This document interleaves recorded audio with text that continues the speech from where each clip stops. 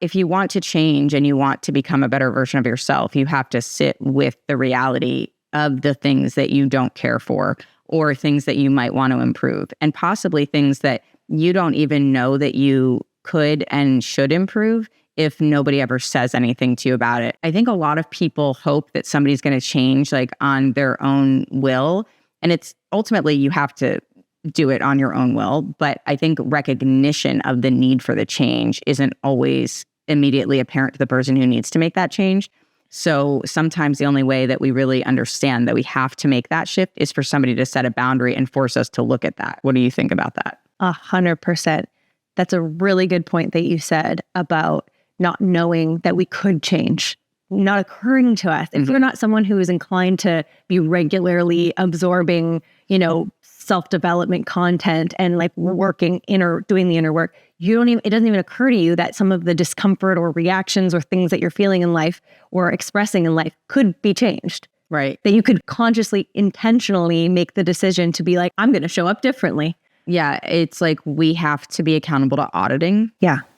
The way that we show up and the way that we behave with people. And something that's so valuable in doing that is that I find that the way that we interact in our relationship because we have so much honesty between us and candor is that it allows me to actually translate those things that I learn in our relationship about myself and the way that I communicate with people into other relationships in my life also. So when we're sitting here and we're talking about a healthy relationship, it's not just, oh, this is me and you and we're partners in life, but I see the benefit of the way that we grow individually in our relationship and together in our relationship as an enhanced benefit to all of the other relationships in my life.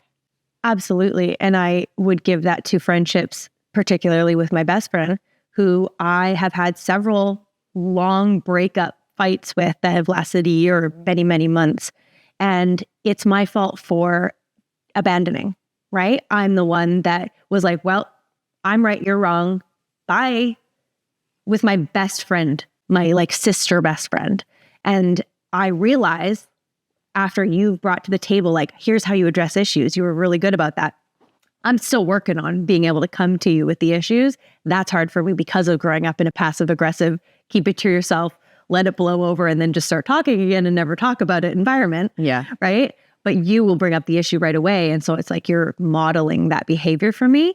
And then so next time a situation came up where there could have been defensiveness on my part, when my friend brought something to me that she was upset about, instead of me reacting going, well, that's not my fault. That's your fault for being upset. I was like, oh, you're right. I'm so sorry. Immediately, that was my fault. I take it. I feel it. I own it. I'm sorry. I won't do it again. Gang, thanks so much for joining us for this conversation with Nick and Nick. There will be many more to come, and if you want to get notified when that happens, go ahead and subscribe. Don't forget to give it a like. It always helps with the algorithm and raising more awareness about the show and the content we're creating for people like you who want to break cycles and find a sense of community among people who are really on a holistic personal growth journey. So again, go ahead and subscribe, give this a like, and if you want to come around and check out more of our content, you can find us on all the socials.